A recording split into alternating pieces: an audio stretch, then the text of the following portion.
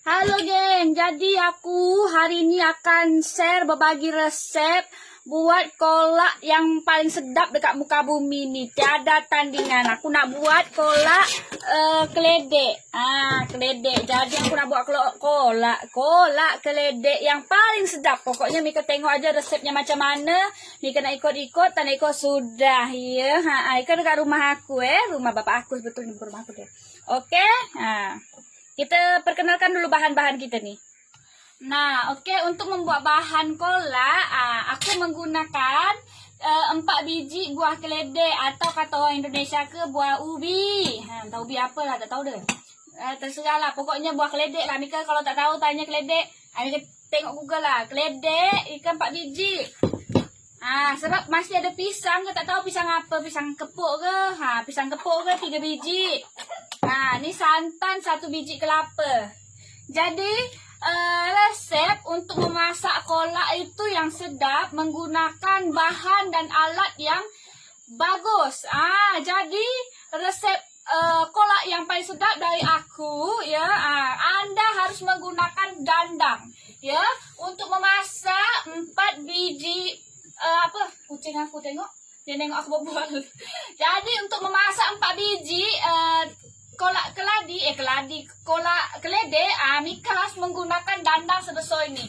Aku tak tahu diameternya berapa. Ika pokoknya nak merebus aku pun bisa jadi pertama-tama sabar.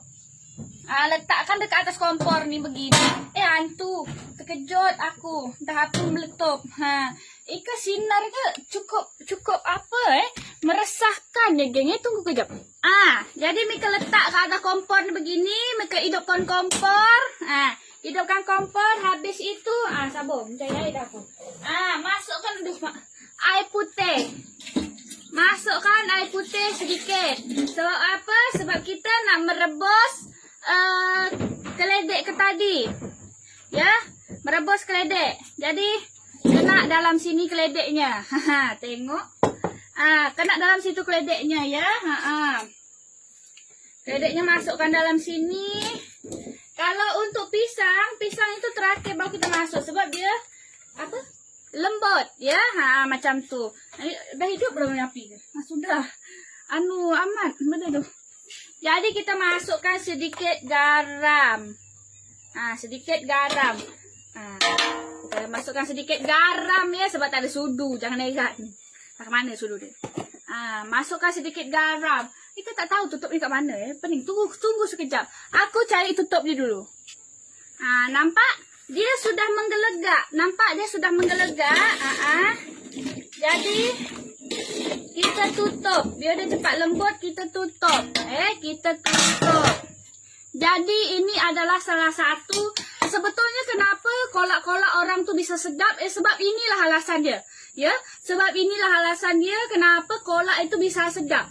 Sebab menggunakan dandang yang besar, ya.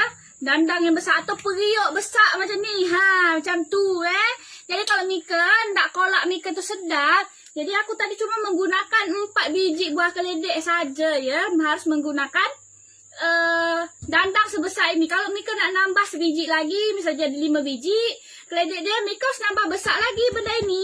Mika harus nambah besar lagi dandang kuali ni ya. Jadi ni aku skip dulu, tunggu dia lembut supaya tak makan durasi ya. Okey geng, sebab aku buat video ke seorang, jadi aku harus begitu-begitu nak nganu benda tu. Jadi kita cek dulu benda ke kempuh ke belum. Kempuh tu adalah lembut ke belum. Lembut ke belum, entah lembut entah belum. Jadi kita tengok dulu, kita ketuk dulu. Permisi. Asapnya. Ikalah kenapa dia bisa sedap Kita colek dulu, kita rasa kempuh belum. Ternyata dia agak keras sikit ni. Belum kempuh betul. Jadi karena dia belum kempuh betul, kempuh itu alias lembut geng ya. Kempuh itu lembut. Ika ke? Belum lembut. Jadi tutup lagi. Dah masak.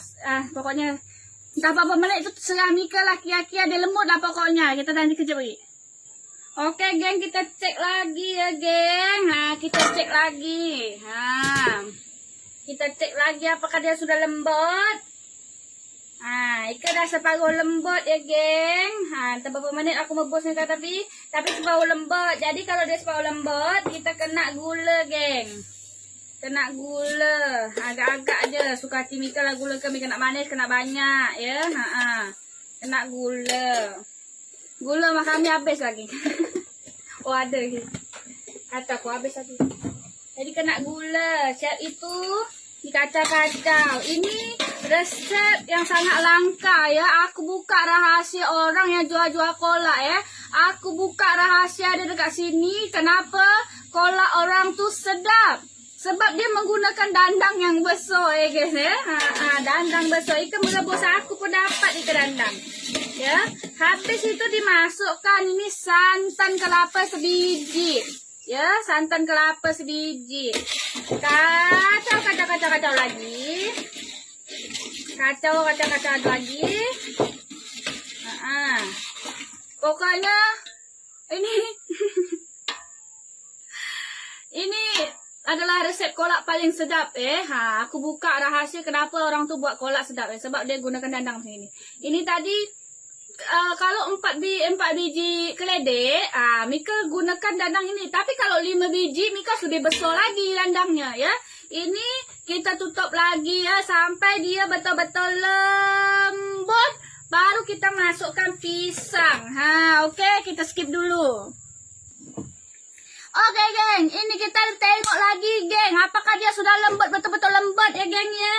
Kita cek dulu. Kalau dia lembut, nanti kita masukkan pisang ini, geng, 3 biji aja.